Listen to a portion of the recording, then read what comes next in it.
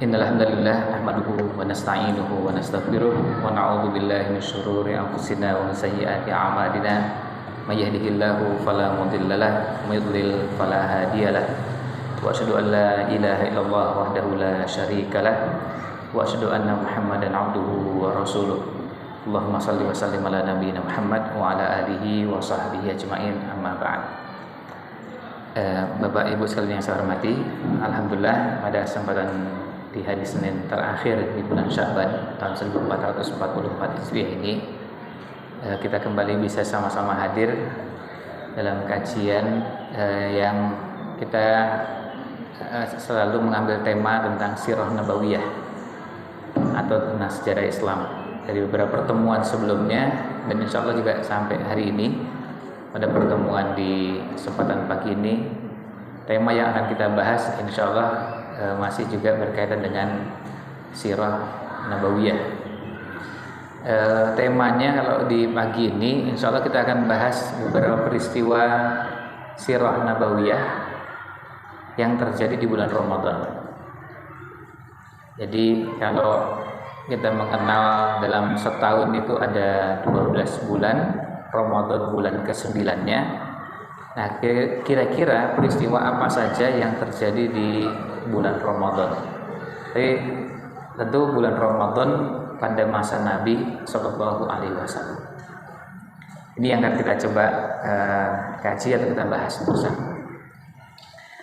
Nah, membahas tema ini tentu sebelum masuk ke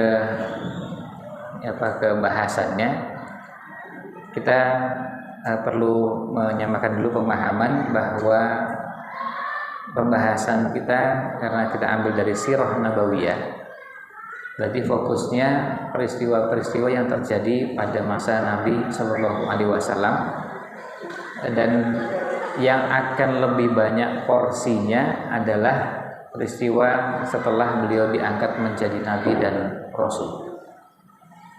Karena Sirah Nabawiyah itu kalau dilihat dari sejak lahir sampai wafat, sejak usia 0 sampai dengan 40 tahun, meskipun panjang ya, 0 sampai 40 tahun, tapi kisah yang sampai kepada kita hanya sedikit. Mulai dari 0 sampai 40 tahun, sampai beliau diangkat menjadi Nabi dan Rasul. Nah, setelah 40 tahun menjadi Nabi dan Rasul, sampai dengan 63, meskipun cuma 23 tahun, tapi isi kisahnya yang paling banyak. Jadi kalau misalnya lihat buku Sirah Nabawiyah, misalnya bukunya tebalnya 1000 halaman, usia 0 sampai 40 itu tidak mungkin sampai setengahnya. Tidak akan mencapai setengahnya, padahal 40 tahun. Sementara yang 23 tahun itu porsinya bisa sangat besar dan paling banyak. Bahkan di beberapa buku, porsi untuk pembahasan 0 sampai 40 tahun itu hanya kira-kira 25% atau 30%, cuma sedikit. Sisanya yang 23 tahun. Kenapa seperti itu? Karena dari 0 sampai 40 tahun itu Nabi Shallallahu Alaihi Wasallam saat itu belum menjadi Nabi dan Rasul, maka belum ada sahabat-sahabat yang merekam peristiwa-peristiwa yang terjadi.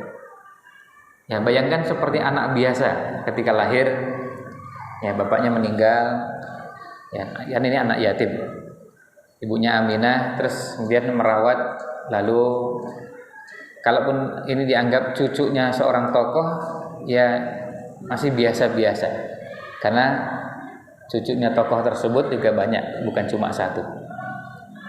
Nah, tapi begitu beliau menjadi Nabi dan Rasul, mulai ada yang masuk Islam, mulai ada orang-orang yang memperhatikan, merekam semua peristiwa tersebut sampai dengan wafat.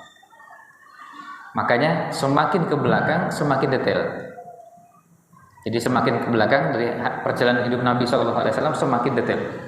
Yang diceritakan itu sampai yang kecil sekecil-kecilnya. Itu pembahasan Sirah Nabawiyah. Jadi kita supaya bisa bayangkan, kok nanti pembahasannya nggak ada Ramadan ketika Nabi SAW usianya misalnya 17 tahun. Ya karena memang nggak ada yang meriwayatkan. Ya, ketika Nabi SAW waktu anak-anak di usia 7 tahun Ramadannya gimana? Nah itu kita tidak mendapatkan riwayatnya di usia-usia seperti itu. Misalnya usia 4 tahun, 5 tahun, 6, 7, 8 terus kita tidak dapatkan. Tapi begitu sudah jadi Nabi dan Rasul, mulai kita dapatkan riwayat-riwayatnya lebih banyak. Semakin ke belakang semakin banyak. Kenapa semakin banyak? Karena sahabatnya semakin banyak. Jumlah sahabat itu berapa, Bu? Ada yang tahu jumlah sahabat Nabi? Banyak, ya betul, memang banyak. Ya, tapi berapa maksudnya?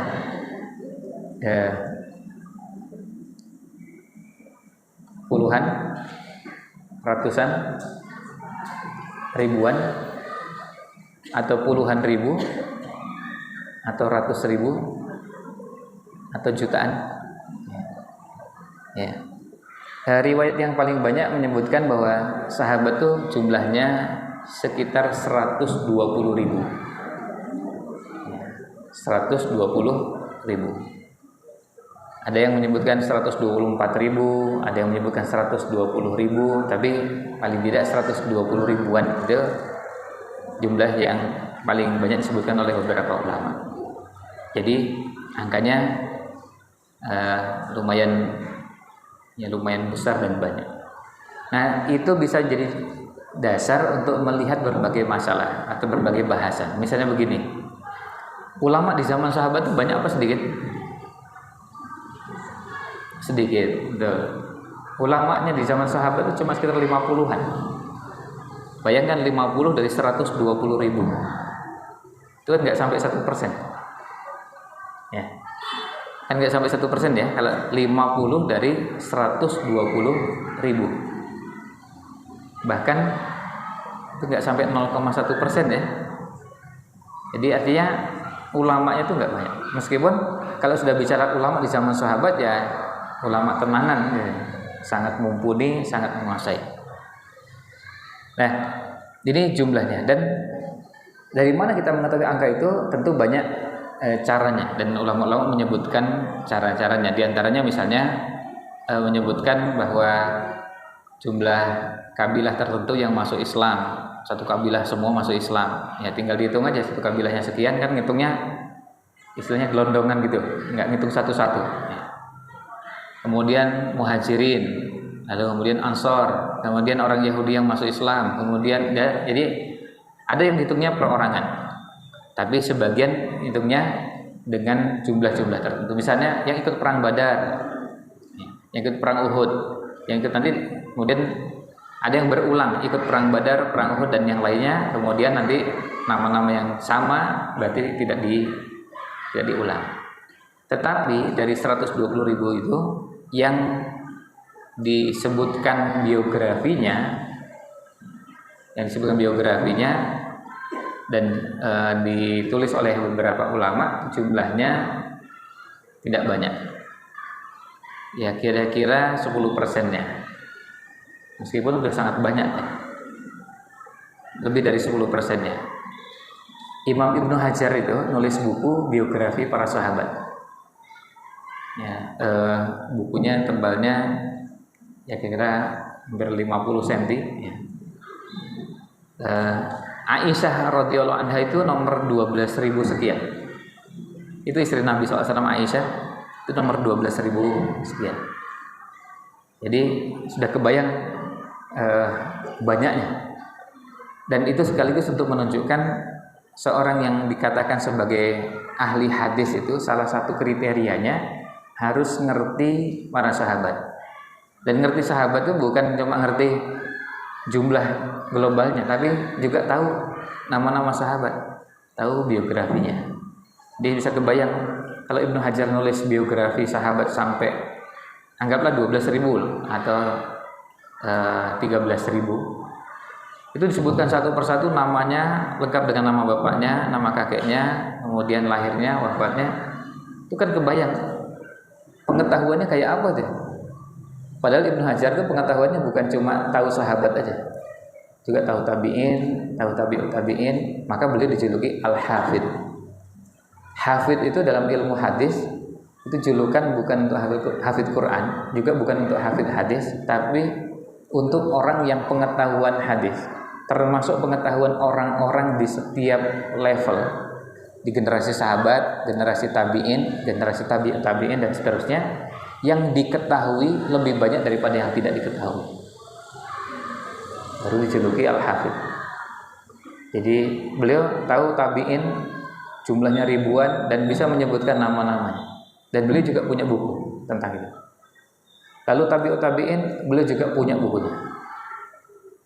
Bayangkan daftar nama ini. Tapi namanya nama-nama ulama, ahli hadis, ulama-ulama ya, maksudnya bukan orang ya. Kalau orang itu data sensus ya, sensus penduduk. Ya, beliau tidak melakukan sensus penduduk, tapi beliau menulis biografi tokoh-tokoh. Kalau sahabat hampir bisa dibilang semuanya tokoh ya. Artinya yang biasa pun terasa istimewa ya. Misalnya ada sahabat Julaibib, kan istimewa meskipun penampilan fisiknya nggak menarik ya, sampai orang mengatakan kalau ini ngelamar nggak ada yang mau nerima lamarannya karena memang dari wajahnya pun nggak menarik, tapi ternyata menjadi calon penghuni surga. Nah itu kan jadi istimewanya karena calon penghuni surganya. Jadi wajah bisa jadi nggak menarik, kemudian tinggi badan, warna kulit, ya, dan yang lainnya, tapi istimewa. Ada sahabat yang sampai akhir hayatnya hidupnya miskin, sampai kain kafannya dia nggak cukup, seperti Mus'ab bin Umair. Ketika wafat, kain kafannya kalau nutup kepala, kakinya kelihatan, kalau nutup kaki, kepalanya kelihatan. Terus yang mau ditutup yang mana? Akhirnya ditarik ke atas, nutup kepalanya, kakinya kelihatan. Itu saking miskinnya, sampai kain nggak cukup. Tapi kalau dijamin masuk surga kan nggak miskin ya. Kalau di dunia nampak terlihat miskin di mata manusia, tapi surga dijamin masuk surga kan jelas nggak sebanding. Nah, kembali ke bahasan kita. Jadi ini caranya kita melihat bahasan tema kita ini. Sekarang kita coba melihat beberapa peristiwa yang ada di bulan Ramadan. Kita mulai dulu dari Quran. Ya, kita mulai dari Quran dulu karena ya, tentu tidak pantas atau tidak layak kalau kita kebelakangkan Quran. Dalam Al-Quran surat Al-Baqarah ayat 185, Allah SWT berfirman, Syahru Ramadan alladzi unzila fihil Quran. Ini yang pertama. Jadi di bulan Ramadan Al-Quran ini diturunkan. Jadi peristiwa penting yang terjadi di bulan Ramadan yang pertama, sebelum kita masukkan yang lain, adalah diturunkannya Al-Quran. Diturunkannya Al-Quran. Nah, diturunkan bagaimana? Diturunkan Al-Quran itu ada dua. Yang pertama diturunkan langsung sekaligus lengkap 30 juz, 114 surat. Tapi diturunkannya bukan kepada Nabi Muhammad SAW, diturunkannya ke langit dunia. Ini lengkap, utuh. Ini yang pertama. Diturunkannya sekaligus, lengkap dan utuh. Nah, yang kedua, diturunkan kepada Nabi Muhammad SAW secara bertahap. Nah, ini bermacam-macam, ada yang di bulan Ramadan dan ada yang di luar Ramadan. Karena rentang waktunya hampir 23 tahun. Dari sejak beliau menerima wahyu, diangkat menjadi nabi dan rasul di Gua Hira sampai dengan beliau wafat. Artinya tentu sampai sebelum wafat. Maka disebutkan ada ayat yang terakhir turun. Nah, dari yang pertama sampai yang terakhir ini, sebagian turunnya ada yang di bulan Ramadan dan ada yang di luar Ramadan. Tidak semuanya di bulan Ramadan. Kalau yang dimaksud adalah turun kepada Nabi Muhammad SAW, turunnya bertahap. Nah, ini terbentang 12 bulan dari Muharram sampai Dzulhijjah. Dan dari mulai tahun beliau berusia 40 tahun sampai beliau berusia 63 tahun. Jadi kira-kira hampir 23 tahun. Tentu tidak pas 23 tahun karena ini berkaitan dengan wahyu pertama dan wahyu terakhir. Wahyu terakhir bukan 1-2 hari sebelum wafat, tapi sebelumnya lagi. Sampai-sampai disebutkan ada ayat yang turun kira-kira sekitar 82 hari sebelum beliau wafat. Al-yauma akmaltu lakum dinakum wa atmamtu alaikum nikmati wa raditu lakumul Islam madina. Yaitu kira-kira 80-an hari sebelum beliau wafat. Tapi ada ayat yang pertama yang Iqra bismi rabbikal ladzi khalaq. Nah, ayat pertama, kedua, ketiga terus sampai ayat terakhir turunnya ada yang di bulan Muharram, Safar, Rabiul Awal, termasuk di bulan Ramadan. Tapi tidak semuanya di bulan Ramadan. Jadi yang kita maksudkan poin pertama ini adalah turunnya Al-Quran yang sekaligus, bukan yang diturunkan kepada Nabi Muhammad SAW yang bertahap selama hampir 23 tahun. Kalau itu ada yang di Ramadan dan di luar Ramadan. Ini yang pertama. Kemudian peristiwa yang lain yang kedua yang terjadi di bulan Ramadan adalah peristiwa disyariatkannya puasa Ramadan. Jadi perlu dibedakan ya, nama bulan Ramadan itu sudah ada sebelum adanya puasa Ramadan. Jadi nama bulan Muharram, Safar, Rabiul Awal, Rabiul Akhir, terus sampai dengan bulan Dzulhijjah itu sudah ada. Bahkan ketika Nabi Muhammad SAW lahir pun sudah ada. Jadi bukan jangankan puasa Ramadan, beliau sudah baru lahir saja sudah ada. Jadi itu sudah ada sebelum beliau dilahirkan. Makanya kita bisa tahu beliau lahirkan bulan apa? Rabiul Awal. Jadi bulan Rabiul Awal, Rabiul Akhir dan terus sampai Ramadan, Syawal, Dzulqa'dah, Dzulhijjah itu sudah ada namanya sebelum beliau dilahirkan. Nah, kita sengaja sebutkan puasa Ramadan karena ini peristiwa disyariatkannya puasa dan kebetulan ditetapkannya di bulan Ramadan. Nah, jadi antara nama bulan dengan puasanya ini bukan satu paket. Jadi bukan berarti nama bulan Ramadan itu baru muncul sejak disyariatkannya puasa Ramadan. Bukan. Puasa Ramadan itu sudah ada sejak nama bulan Ramadan sudah ada sejak Nabi Muhammad SAW belum lahir. Tapi disyariatkannya puasa dengan ya ayyuhalladzina amanu kutiba alaikumusiyam itu baru ditetapkan tahun kedua. Jadi bisa dibayangkan kaum muslimin itu 14 tahun itu gak ada puasa Ramadan. Mereka kaum muslimin. Abu Bakar masuk Islam selama 14 tahun itu gak pernah puasa Ramadan karena memang belum disyariatkan. Belum ada kewajiban puasa Ramadan. Dan saya perlu ceritakan begini supaya Bapak Ibu sekalian bisa membayangkan suasananya bagi sahabat yang masuk Islam sejak awal. Jadi sudah masuk Islam, misalnya besok Ramadan. Kalau pada tahun pertama beliau Nabi Muhammad SAW diangkat jadi Nabi dan Rasul, nggak ada puasa. Ramadan ya biasa aja, sama seperti hari ini, sama dengan Sya'ban. Tahun kedua, jadinya beliau usia 41, 2, 43, 44 sampai usia 50 belum ada. Usia 51, 52, 53 belum ada puasa Ramadan. Jadi ketemu bulan Ramadan ya sama ketemu bulan Sya'ban. Jadi ketemu bulan Ramadan, bulan Sya'ban sama dengan bulan Syawal itu tidak ada yang namanya puasa Ramadan. Berarti enggak ada salat tarawih, ya enggak ada juga. Terus berarti enggak ada puasa. Oh, bedakan. Kalau puasa ada. Tapi bukan puasa Ramadan. Ya, bukan puasa Ramadan. Kalau puasanya ada. Puasa pertama yang diwajibkan sebelum Ramadan adalah puasa Asyura. Puasa Asyura. Puasa Asyura itu puasa pada tanggal 10 Muharram.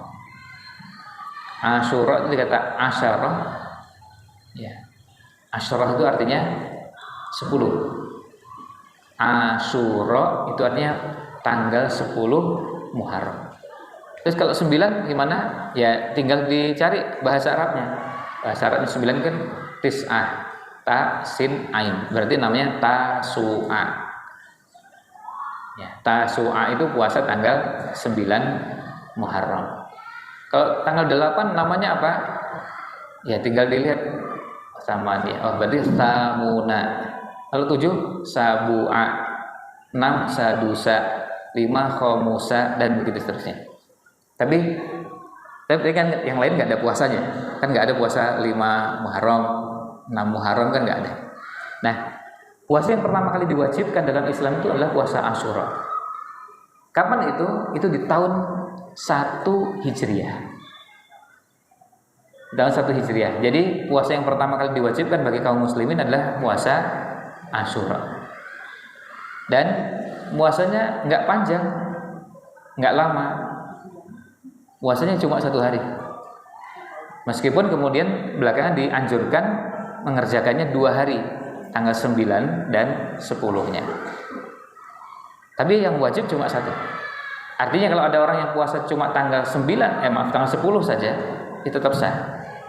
Meskipun afdolnya 9 dan 10. Ini puasa Asyura yang diwajibkan. Begitu masuk tahun kedua Hijriah, puasa Asyura diubah statusnya dari wajib menjadi sunnah.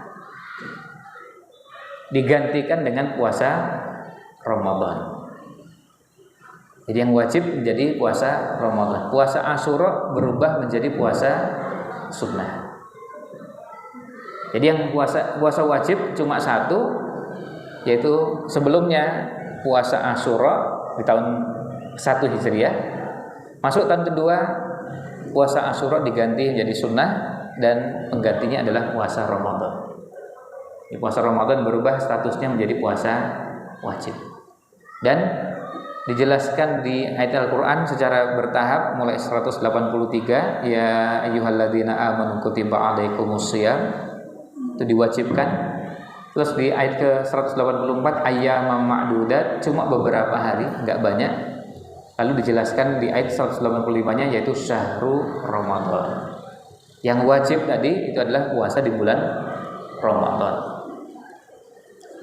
Nah, jadi ini yang wajib. Yang wajib cuma puasa Ramadan. Puasa Asyura sudah tidak wajib. Puasa yang lain enggak.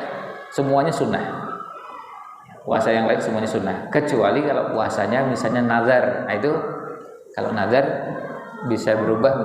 Tadinya puasanya tidak wajib menjadi wajib karena dinazarkan. Misalnya gini. Insya Allah kalau nanti saya sehat dari sakit ini, saya bernazar akan puasa 3 hari. Nah itu jadi wajib. Tapi kan ini wajibnya karena kondisi tertentu dan tidak berlaku pada semua kaum muslimin muslimat, hanya bagi yang bernazar saja. Ini peristiwa kedua, yaitu peristiwa puasa Ramadan. Nah, kita perlu sampaikan ini supaya nanti kita bisa bedakan antara bulan Ramadan dengan puasa Ramadan. Ini dua hal yang tidak satu paket. Jadi maksudnya sudah ada nama Ramadannya sejak jauh sebelum ada syariat puasa Ramadan. Nah, ini yang kedua. Yang ketiga, peristiwa, kita ambil peristiwanya karena judulnya juga beberapa peristiwa, jadi nggak kita sebutkan semua karena tentu akan sangat panjang. Kita ambil sebagian peristiwa yang ada dalam sirah nabawiyah. Yang ketiga, dan ini peristiwa besar, adalah perang Badar. Perang Badar. Perang Badar ini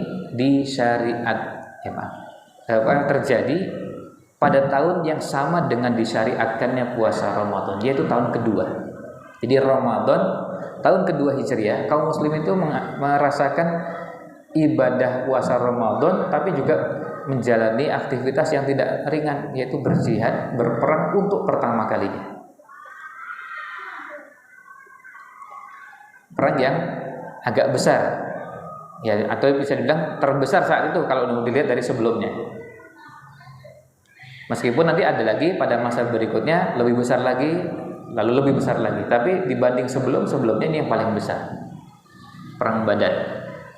Badar itu tempatnya di luar kota Madinah, jaraknya lumayan agak jauh, ya 200-an sekian kilometer dari kota Madinah. Jadi kita bisa bayangkan, berarti perjalanan yang lumayan jauh. Ya, kita bisa bayangkan kalau dari Jogja 200 kilometer itu sampai mana? Semarang itu 100 sekian ya, Semarang itu 200 kayaknya sampai mana? Pekalongan ya. Kita bayangkannya 200-nya pun 200 di zaman sekitar 15 abad yang lalu.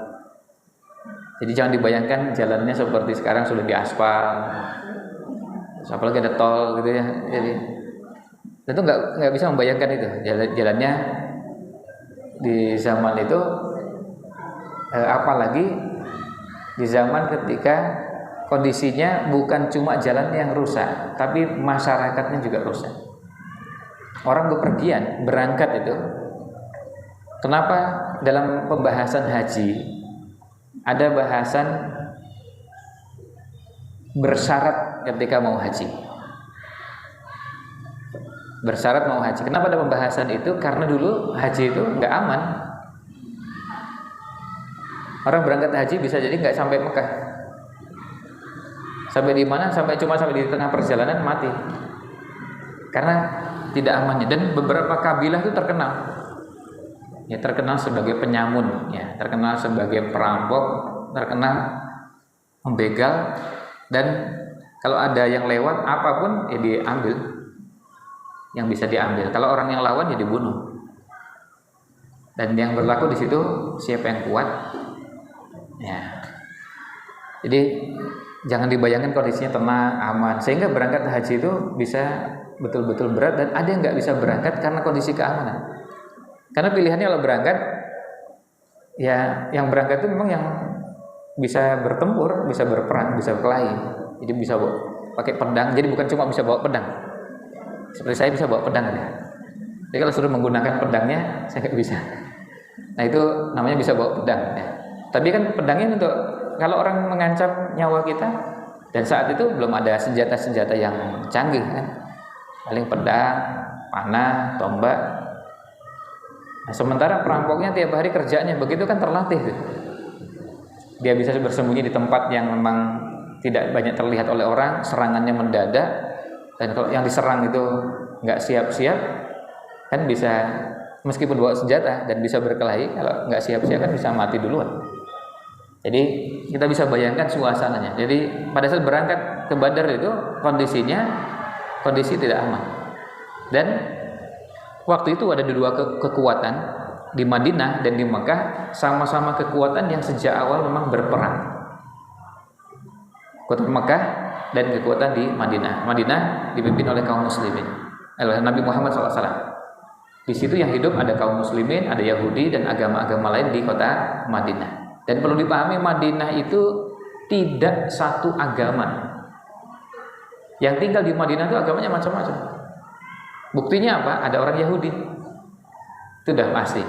Semua buku Sirah Nabawiyah memuat kisah bagaimana orang-orang Yahudi tinggal di Madinah. Apa cuma orang Yahudi? Oh enggak, ada juga yang lain. Musyrikin ada enggak? Ada di kota Madinah. Jadi kota Madinah itu jangan dibayangkan 100% beragama Islam. Ini yang sering dipahami oleh orang dengan pemahaman yang salah.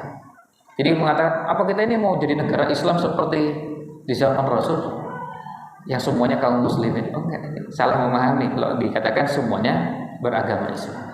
Tidak, banyak yang tidak beragama Islam. Kalau kemudian tumbuh dan akhirnya kaum muslimin jumlahnya terus bertambah, iya. Tapi sampai akhir hayat Nabi Muhammad SAW, apakah semuanya beragama Islam? Jawabannya tidak. Masih tetap ada yang beragama lain. Buktinya apa? Kita ingat riwayat misalnya Nabi SAW mendatangi anak kecil Yahudi yang sedang sakit, lalu disambangi, dijenguk, lalu Nabi SAW mengajak masuk Islam, setelah itu didoakan. Itu bukti bahwa ternyata ada orang beragama lain, dan yang beragama Yahudi bukan cuma 1-2, baik yang tepat di dalam kota Madinah atau di pinggir di luar kota Madinah. Nah, saya cerita sedikit hadis tentang ada orang Yahudi yang masuk Islam. Hadisnya terdapat di Sunan Ibnu Majah nomor 3925 dari sahabat Thalhah bin Ubaidillah. Orang ini tinggalnya di tempat namanya Wadil Qura. Wadil Qura itu di luar kota Madinah, arah ke negeri Syam. Mayoritas penduduknya beragama Yahudi. Disebutkan oleh sahabat Thalhah, anna rajulaini min Baliyin, ada 2 orang dari Bali, qadima ala Rasulillah sallallahu alaihi wasallam, datang menemui Rasul sallallahu alaihi wasallam. Bali itu nama kabilah, bukan Bali Pulau Dewata ya. Ya, Bali itu nama kabilah yang tinggalnya ya di Wadil Qura. di utaranya kota Madinah. Nah, kemudian mereka datang menemui Nabi SAW dan masuk Islam. Nah, berarti jelaskan bahwa mereka dan kabilahnya memang tidak beragama Islam. Kemudian ada dua yang masuk Islam. Wa kana islamuhuma jami'an. Dua-duanya masuk Islam sama-sama. Tapi dikisahkan wa kana ahaduhuma ashadda ijtihadan minal akhar. Yang satu lebih sungguh-sungguh menjalankan Islam daripada yang lain.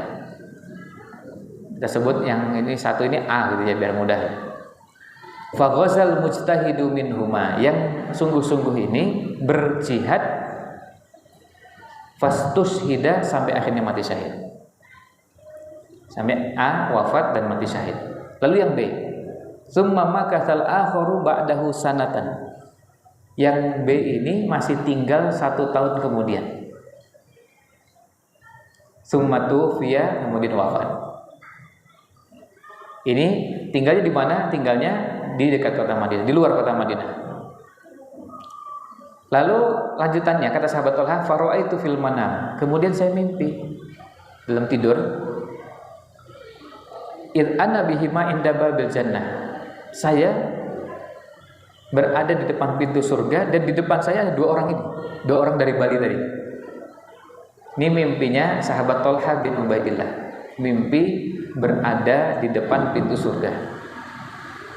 Nah, ini indahnya dan luar biasanya para sahabat. Mimpi-mimpinya itu mimpi di surga, depan pintu surga, mau masuk surga, dialog dengan itu mimpinya. Sebagian kita mimpinya kulaan, mimpinya jualan, mimpinya dapat hadiah ini. Jadi ya karena memang alam berpikir kita berbeda. Kita masih mikirnya sibuk ngurusi dunia dan akhirat itu hampir nggak sempat dipikirkan, maka nggak pernah muncul dalam mimpi-mimpi kita. Sementara sahabat enggak, sahabat yang prioritas itu ngejar akhiratnya, meskipun dunia dipikirkan karena mereka juga mencari nafkah. Beberapa sahabat, seperti kita ketahui, beberapa sahabat kayanya luar biasa. Utsman bin Affan kan kayanya luar biasa, pernah sekali berinfak lebih dari 3 miliar. Itu cuma sekali berinfak. Tapi mimpinya apa? Ya mimpinya di surga. Pernah Utsman bin Affan menjelang wafat kan mimpinya apa? Beliau mengatakan bahwa saat itu beliau mimpi diajak berbuka puasa oleh Nabi Muhammad SAW. Gitu. Ya apa gitu ya rasanya mimpi diajak buka puasa, yang ngajak buka puasa bukan ustazah, tapi Nabi Muhammad SAW. Ternyata betul kesampaian itu mimpinya. Beliau wafat hari itu, dibunuh, dan dalam keadaan puasa sedang membaca Quran. Sampai darahnya netes di mushaf yang beliau baca. Terus buka puasanya kapan? Kan lagi puasa dia. Ya itu tadi. Kan diajak buka puasa oleh Nabi. Mimpinya diajak buka puasa oleh Nabi Muhammad sallallahu alaihi wasallam. Ya, kemudian ulama menafsirkan itu mimpinya. Ya kenyataan. Kan tadi lagi puasa. Dan ini belum sempat buka puasa. Ini memang lagi belum sampai maghrib. Lalu ada beberapa orang masuk ke dalam rumahnya dan sampai membunuh beliau. Istrinya yang berusaha melindungi suaminya nahan dengan tangannya, tapi karena pedang ditarik sampai akhirnya jarinya putus. Sadisnya luar biasa. Artinya ini pembunuhan terhadap Khalifah Utsman bin Affan. Makanya biar ibu tahu kalau ada orang yang gembira dengan wafatnya Utsman bin Affan itu siapa gitu ya. Artinya betapa teganya, dan bagi mereka karena berangkat dari keyakinan yang menyimpang itu dianggap sesuatu yang layak dilakukan kepada Utsman bin Affan. Kita melihat ini perbuatan yang sangat sadis.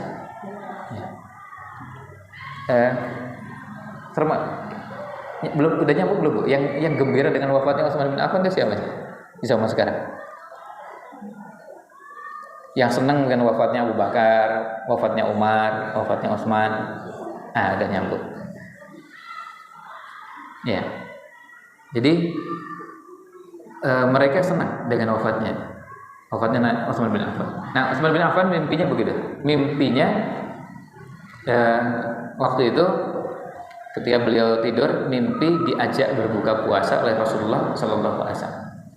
Dan ya alhamdulillah, insya Allah kesampaian dari Beliau wafat dalam keadaan puasa sedang baca Quran. Puasa membaca Quran sampai tadi darahnya itu netes di mushaf yang beliau baca. Dan Utsman bin Affan itu padahal orang kayanya luar biasa. Ya maaf kalau kita ini ada di antara ini yang paling kaya, mau dibandingkan Utsman bin Affan kan enggak. Ya belum levelnya ya. Ya masih di bawahnya lah. Karena Utsman bin Affan kayanya luar biasa. Ya kayaknya bukan puluhan miliar ya. Angkanya minimal ratusan miliar, sebagian ada mengatakan triliun kekayaan. Nah, dia kayanya luar biasa, tapi mimpinya itu nggak pernah mimpi kulaan, mimpi jualan ini terus dapat untung besar gitu. Mimpinya itu mimpi surga, mimpi akhirat, mimpi bertemu Rasul SAW. Mimpinya begitu. Maksudnya, jadi pengusahanya tetap nggak apa-apa, silahkan. Jadi orang kayanya tetap teruskan, silahkan, nggak apa-apa. Kan Utsman bin Affan juga kaya, dermawan, tapi mimpinya kok mimpinya bertemu Rasul SAW, mimpinya tuh di surga, depan pintu surga, dan hal-hal yang berhubungan dengan kebajikan. Kembali ke kisah tadi. Jadi sahabat Thalhah itu bercerita, ketika saya berada di depan pintu surga, ada 2 orang di depan saya, 2 orang dari Bali tadi. Nah, fa kharaja kharijun minal jannah, kemudian ada malaikat yang keluar dari surga. Fa'adina lilladzi tuwfiyal akhira minhuma, lalu mempersilahkan yang wafat belakangan masuk surga dulu. Yang wafat belakangan dipersilahkan masuk surga duluan. Tsumma kharaja, kemudian malaikatnya keluar lagi, fa'adina lilladzi stushhida, lalu dipersilahkan yang mati syahid masuk surga, tapi urutannya kedua. Jadi yang wafat belakangan masuk surga dulu, kemudian yang mati syahid urutannya kedua. Tsumma kharaja ilayya, tsumma raja ilayya. Kemudian malaikat keluar lagi nemui saya. Kan tadi 3, 2 sudah masuk, alhamdulillah. Nah, bisa dibayangkan bagaimana gembiranya nih, giliran saya. Ternyata malaikatnya bilang begini. Ketika keluar tsumma raja ilayya, lalu malaikatnya mengatakan irji fa innaka lam ya'nilaka ba'du. Pulanglah karena belum saatnya kamu masuk surga. Ini sudah depan, ini udah antri, yang 2 sudah masuk satu persatu, tinggal giliran saya. Tapi ternyata malaikatnya mengatakan irji fa innaka lam ya'nilaka ba'du. Pulanglah karena belum saatnya kamu masuk surga. Ya tapi lumayan sudah mimpi depan pintu surga. Terus akhirnya terbangun. Fa asbaha yuhadditsu bihin nas. Lalu pagi harinya cerita-cerita pada sahabat. Kalau mimpi yang baik itu boleh diceritakan. Kalau mimpi yang buruk jangan diceritakan. Kalau dikonsultasikan kepada ahlinya yang ngerti tafsir mimpi boleh. Itu maksudnya apa? Misalnya, saya tuh mimpi tadi malam begini, ada begini, tapi sesuatu yang jelek dan buruk. Itu artinya apa? Nah, yang begitu dikonsultasikan kepada ahli. Nah, sayangnya kita tuh susah cari ahlinya. Yang ahli tafsir mimpi itu siapa aja?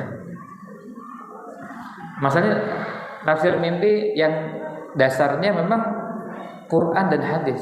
Tafsir mimpi yang dasarnya syariat. Bukan tafsir mimpi yang dasarnya apa? Cocokologi. Dicocok-cocokkan gitu ya. Gaduk-gaduk ya, itu kalau yang begitu dicocok-cocokkan banyak yang bisa. Saya juga bisa kalau cocok-cocok gitu ya.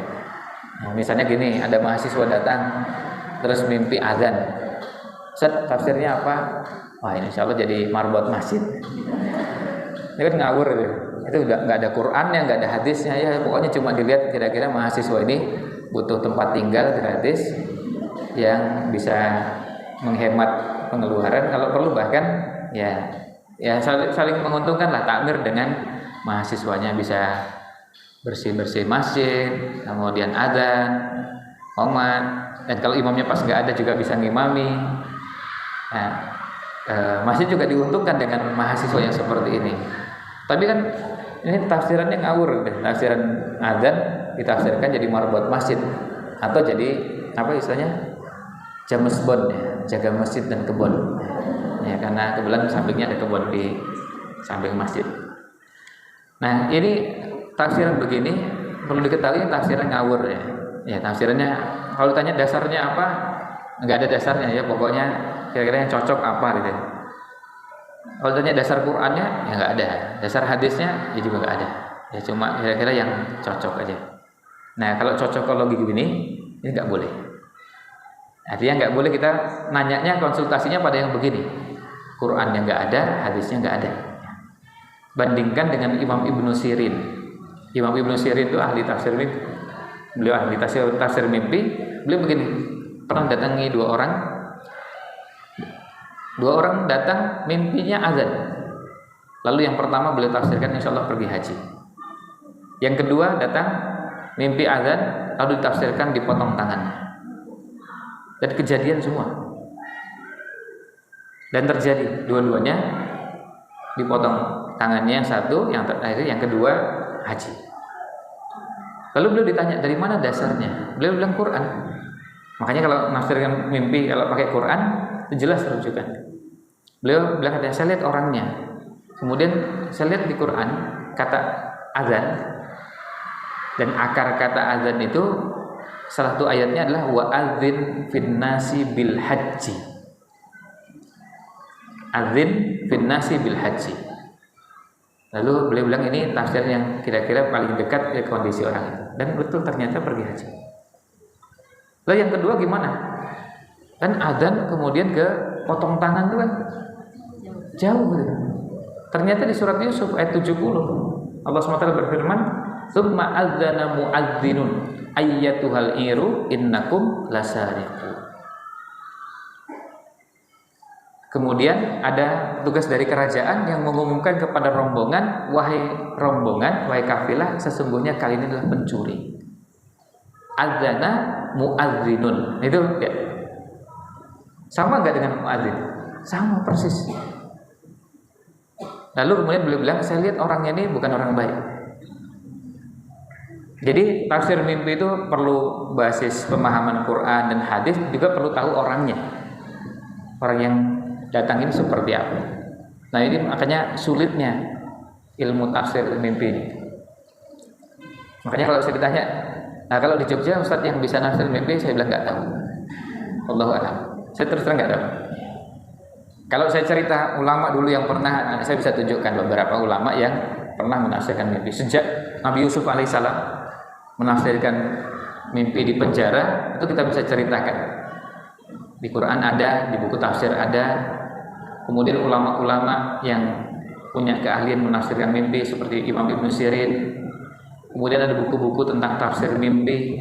Ada buku yang benar dan yang enggak benar. Buku yang dijual di pasaran dengan judul tafsir mimpi karya Ibnu Sirin itu buku palsu, buku bohong. Imam Ibnu Sirin enggak pernah nulis buku itu. Jadi Imam Ibnu Sirin itu ahli tafsir mimpi, tapi beliau tidak menulis buku tersebut.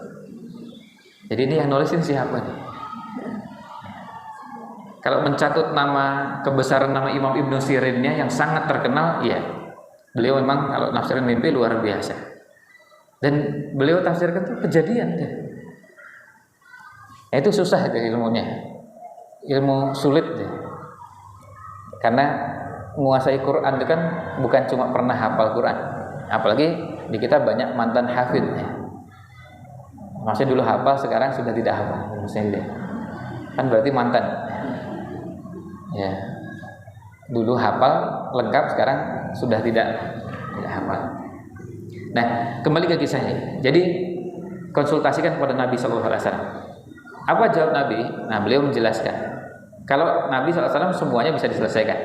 Mau masalah fikih, hadis, tafsir apa saja, termasuk masalah mimpi, beliau bisa selesaikan.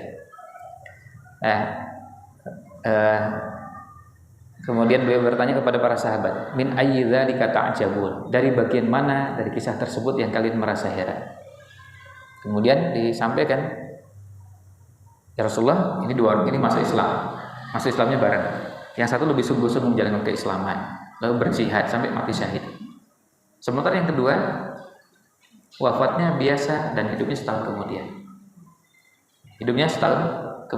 Nah, ini kemudian beliau bertanya, ya, kenapa yang Artinya beliau ditanya oleh para sahabat, kenapa yang masuk surga duluan justru yang meninggal belakangan? Jadi yang meninggal belakangan yang masuk surga duluan. Karena bagi sahabat kayaknya yang lebih pantas masuk surga duluan yang mati syahid. Pertama lebih sungguh-sungguh menjalankan keislaman, yang kedua mati syahid. Sementara ini meninggalnya biasa. Nah setelah tahu begitu, Nabi SAW tanya dulu, berarti yang kedua ini kan masih hidup setahun kemudian? Jawabnya bala, ya. Rasul SAW menjelaskan dua hal. Kenapa orang kedua masuk surga duluan? Yang pertama, adraka ramadhana fasoma, bertemu bulan Ramadan dan puasa. Jadi puasa Ramadan itu bukan hanya mengantarkan orang masuk surga, tapi bisa mengantarkan orang masuk surga lebih dulu dari yang tidak puasa Ramadan atau tidak mendapati bulan Ramadan. Karena bisa jadi ada yang ini Ramadan sudah tinggal sebentar lagi dan hari ini masih hidup, apakah bisa dijamin besok masih hidup? Enggak ada. Jangankan besok, nanti malam saya enggak ada jaminan. Lusa apalagi lebih tidak bisa menjamin. Nah hari ini aja enggak ada jaminan, siang aja enggak bisa dijamin masih hidup. Nah, tentu semua berharap ya, berdoa ya, tapi jaminan pasti hidup enggak ada. Maka ada yang bertemu bulan Ramadan. Nah, bertemu bulan Ramadan itu betapa agungnya sampai bisa mengantarkan orang masuk surga duluan. Dan yang kedua, sholat kada wa kada min sajdatin fis sanati. Sholat sebanyak sekian kali sujud, sekian kali rakaat dalam setahun. Dalam riwayat di Musnad Imam Ahmad disebutkan 6.000 sholat. 6.000 sholat itu cara menghitungnya 5 sholat wajib kali setahun. 5 sholat wajib kali setahun. Dalam riwayat yang lain disebutkan jumlahnya adalah 17 kali setahun, yang akhirnya angkanya ya sebetulnya sama nanti ujungnya. Intinya mengerjakan sholat selama setahun. Jadi dengan dua amalan ini bisa mengantarkan orang bukan hanya masuk surga, tapi masuk surga lebih duluan dari yang tidak berkesempatan bertemu bulan Ramadan dan tidak sempat mengerjakan sholat sebanyak itu. Maka bagi kita Ramadan itu sesuatu yang sangat istimewa. Nah, sudah sampai di situ, bukan cuma masuk surga duluan, ternyata masih ada lanjutannya di ujung hadisnya. Di penutup hadisnya bunyinya fama bainahuma, antara dua orang ini, yang masuk surga duluan dengan yang masuk surga belakangan. Dan selisihnya cuma sebentar. Itu hebatnya sahabat. Sahabat itu kalau ngejar surga, itu nggak ada yang ngejar surganya biasa-biasa. Jadi bagi mereka masuk surga yang satu lebih duluan dari yang lain dengan kondisi yang tadi berbeda cara menjalankan keislaman, bagi mereka merasa heran dan mereka memperhitungkan masuk surganya. Kalau bagi sebagian kita di zaman kita sekarang itu nggak perlu dipersoalkan gitu ya. Karena apa? Yang penting masuk surga. Kalau di emperan surga aja doa enak gitu. Karena memang cara berislamnya beda. Jadi ini kan muslim minimalis gitu ya. Ya jadi masuk surga paling emper paling rendah lah. Cari surga yang paling rendah itu udah paling enak. Dibandingkan dengan orang yang paling enak di dunia itu nggak ada apa-apanya. Ya ini kelasnya kelas apa ya, minimalis gitu ya, muslimah minimalis ya, cuma yang penting masuk surga. Dibanding neraka, oh iya memang kalau dibanding neraka ya, kalau dibanding neraka jangan bandingannya begitu. Neraka itu bandingannya di dunia. Azab neraka yang paling ringan dengan dunia masih enak dunia. Yang paling ringan azab neraka yang paling ringan itu apa? Ya pakai alas kaki dari neraka, terus kemudian otaknya mendidih. Itu kan kebayang kakinya melepuh apa ya, hancur deh. Terus kalau otaknya mendidih terus gimana deh, betisnya, pahanya, isi perutnya udah nggak kebayang gitu kan ya, apa sakitnya kayak apa. Orang kaki melepuh saja cuma di bawah, kan nggak sampai ke kepala, itu sakitnya kayak apa? Itu cuma kakinya melepuh karena saking panasnya. Nah kalau sampai ke atas, itu kayak apa? Dan di neraka itu kan nggak ada istirahat, ya kan nggak ada istirahat. Misalnya di azab terus kemudian sebentar, ini udah jam 9:45, istirahat dulu sebentar 15 menit, nanti setelah itu masuk lagi atau disiksa lagi, itu nggak ada, kan jalan terus. Dan sudah kakinya melepuh hancur, kullama nadijat juluduhum, begitu kulitnya mengelupas hancur, baddalnahum juludan ghairaha, kami gantikan dengan kulit yang baru. Tujuannya apa? Liyadzuqul adzab, supaya merasakan.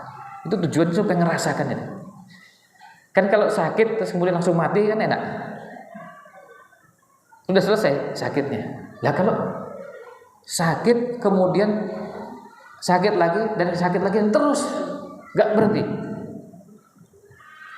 apa enggak itu betul-betul siksaan yang luar biasa?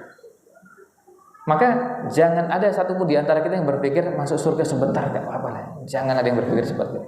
Karena ini azab yang paling ringan saja sudah seperti itu, nggak ada yang kuat. Kita jangankan diazab di neraka yang kekal atau lama, nggak usah. Diazab sehari aja nggak ada yang kuat. Seharinya dunia, yang seharinya di akhirat. Kalau seharinya di akhirat kan lama sekali, angkanya bukan lagi bulanan, kan tahunan. Sehari di dunia saja nggak akan ada yang kuat. Kita jamin tidak ada satupun yang akan kuat. Itu sehari, dalam artian sehari 24 jam kali 60 menit, itu nggak akan ada yang kuat. Setengah hari nggak ada yang kuat, atau 1/6 hari itu nggak ada yang kuat. Sakitnya luar biasa. Makanya Nabi SAW pernah menggambarkan surga dan neraka itu dengan cara apa? Ada orang yang selama hidup di dunia merasakan banyak kenikmatan dunia. Kemudian apa? Dia dicelupkan ke dalam neraka cuma sebentar lalu dikeluarkan. Lalu ditanya, hal ra'aita na'iman qad? Apakah kamu pernah melihat kenikmatan, merasakan kenikmatan sebelumnya? Jawabannya, demi Allah saya nggak pernah merasakan kenikmatan. Jadi di dunia yang mungkin 60-70 tahun sudah enaknya luar biasa, masukkan ke dalam neraka cuma dicelupkan begitu lalu dikeluarkan, sudah nggak ada rasanya. 60 tahun enak itu nggak ada rasanya.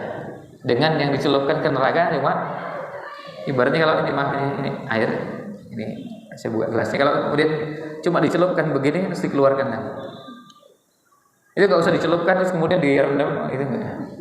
Ini dicelupkan kemudian dikeluarkan. Kita nggak ada yang kuat. Nah, sahabat itu makna-makna seperti itu hadir dalam kehidupan mereka. Makanya mereka kehidupannya berbeda dengan kita. Rasa takutnya dengan neraka sangat kuat, rasa rindunya dengan surga sangat besar. Karena apa? Karena informasi yang mereka miliki banyak. Maka salah satu yang harus juga sering kita tambah untuk nambah iman adalah pengetahuan kita tentang surga, pengetahuan, pemahaman tentang surga dan juga tentang neraka, supaya kita nggak main-main, nggak macam-macam dengan dosa-dosa.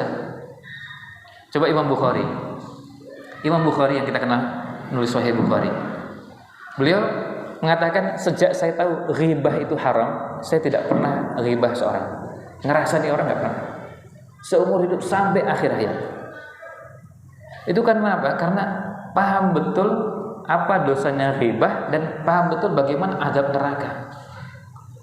Jadi nggak bisa mau ghibah itu ngerasani orang, ini dosanya dosa besar. Maka beliau nggak berani ngerasani orang. Padahal kalau bisa beliau bisa melakukan, tapi beliau nggak melakukan. Nah,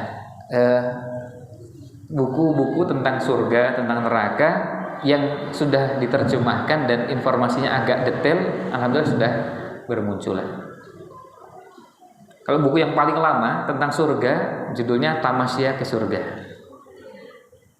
Nanti kalau kita baca itu kita akan merasakan kerinduan yang luar biasa dengan surga. Ternyata di surga itu ada mall, ada pusat perbelanjaan. Ya bukan mall, mungkin ya super atau hiper mall, ya pokoknya di atasnya itulah. Sebagian orang bertanya-tanya, untuk apa belanja? Kan kalau apa yang kita inginkan sudah terpenuhi, apa perlunya belanja lagi? Ya, itu biasanya yang bisa menjawab ibu-ibu. Ya, tuh, belanja itu ada kenikmatan tersendiri. Ya kan Bu? Ya. Orang tuh ada senang itu belanja. Meskipun kadang-kadang barangnya tidak dibutuhkan, tapi ada kepuasan tersendiri belanja. Apalagi apa tulisan diskon 50%. Wah, itu bisa langsung panik dan ya nggak bisa berpikir jernih karena ini depan gitu ya 50% besar, kemudian ada plus lagi 20% kecil. Nah, jadi 50% ini masa nggak dimanfaatkan? Ini 50%. Meskipun barangnya kita juga punya, nggak dibutuhkan, tapi belanja itu ada kenikmatan tersendiri. Nah, makanya kenikmatan surga itu Allah berikan semuanya supaya orang merasakan kepuasan. Termasuk kepuasan apa? Kan kalau belanja itu kepuasan lihat-lihat barang, ada yang bagus, kemudian bisa beli itu, wah enak sekali deh. Senang ini. Meskipun nggak tahu dipakai apa enggak ya. Yang jelas banyak informasi tentang surga dan neraka yang jujur kita belum banyak kenal. Termasuk juga neraka. Neraka dulu buku yang sudah diterjemahkan lebih dari 15 tahun yang lalu, judulnya Jerat-Jerat Neraka, karya Imam Ibnul Jauzi. Imam Ibnul Jauzi itu buku-bukunya tentang nasihat bagus-bagus. Beliau ini ulama yang kalau ngisi pengajian isinya nasihat-nasihat yang taubat di majelisnya, bukan cuma nangis, yang taubat di majelisnya, yang masuk Islam di majelisnya, itu angkanya ribuan. Itu kekuatannya Imam Ibnul Jauzi. Beliau ketika menceritakan sesuatu itu sangat mendalam, penghayatannya juga sangat kuat. Kita membaca buku-bukunya itu masya Allah, kita menikmati sekali. Makanya kalau beli buku, pastikan buku-bukunya itu karya ulama-ulama yang sudah cetol, sudah pasti kepakaran dan keahliannya. Di antaranya Imam Ibnul Jauzi. Sampai beliau bukunya, karena bukunya lebih dari 400-an judul, beliau bahas macam-macam, termasuk bahas tentang cerdas. Kita kan selama ini karena terpengaruh dengan pengaruh dari luar Islam, membayangkan cerdas itu siapa? Einstein. Kan begitu. Tapi Imam Ibnul Jauzi menyebutkan orang yang paling cerdas siapa? Para Rasul. Itu urutan pertama. Rasul cerdas, cerdasnya luar biasa. Apa bukti cerdasnya? Ngisi itu nggak pernah lupa aja. Bayangkan kalau maaf ya, kita lihat bukti bahwa ustadz-ustadz itu tingkat kecerdasannya jauh di bawah Rasul SAW. Kadang-kadang beberapa ustadz itu kalau saat menyampaikan materi lupa, bisa lupa hadisnya, lupa ayatnya, lupa bahwa pembahasan itu pernah disampaikan di sini. Sehingga ibu bilang, ini ustadz kok menyampaikan lagi, padahal kan sudah pernah. Bisa juga lupa bahwa pembahasan ini berkaitan dengan itu, bisa lupa. Ini materi yang sudah pernah dipelajari tapi lupa. Rasul SAW tidak pernah lupa. Dan beliau nyampaikannya bukan cuma di pengajian. Di pengajian ada orang konsultasi, ada orang ngajak ngobrol, itu nggak pernah lupa. Itu kan super cerdas. Terus bisa mengingat orang. Cuma ketemu sekali deh. Siapa di antara kita yang kuat? Ya maaf ini. Mungkin kalau saya memang susah mengingat orang ya. Tapi kalau ibu-ibu ya, sesama ibu-ibu yang sama-sama di pengajian ini ingat nggak ya nama-namanya dengan kanan kirinya? Bu Sri, Bu Rina, Bu ini, Bu siapa, Bu ini. Sisanya pokoknya mukanya pernah lihat di pengajian Masjid Istiqomah gitu. Kan cuma begitu. Itu bukti bahwa kita ini memang nggak kuat hafalannya. Dan meskipun nanti setelah itu ketemu, kenalan, terus namanya, kalau perlu simpan nomor HP-nya, masih ingat nggak? Coba setahun kemudian nggak ketemu, itu umumnya lupa. Sahabat nggak? Ada sahabat datang ini, hadisnya di Musnad Imam Ahmad. Pernah ada orang datang menemui Nabi SAW. Lalu Nabi SAW bertanya, Man anta? Siapa anda ini? Kan wajar ya, Rasul SAW bertanya kepada sahabat. Apalagi sahabatnya jarang ketemu, bahkan sangat jarang ketemu, cuma pernah ketemu sekali. Rasul tanya, Man anta? Siapa anda ini? Dengan pedenya sahabat ini mengatakan, Ama ta'rifuni? Apa anda nggak kenal saya? Kan harusnya yang ngomong gitu kan Rasul ya. Dibalik, kalau Rasul SAW ngomong begitu bisa. Tapi kalau sahabat ngomong begitu dengan jumlah dari 120.000, masuk bisa mengingat semuanya. Ternyata apa? Ketika Rasul SAW bertanya kepada sahabat itu, lalu sahabat itu balik bertanya, "Ama ta'rifuni, apa Anda tidak mengenal saya?"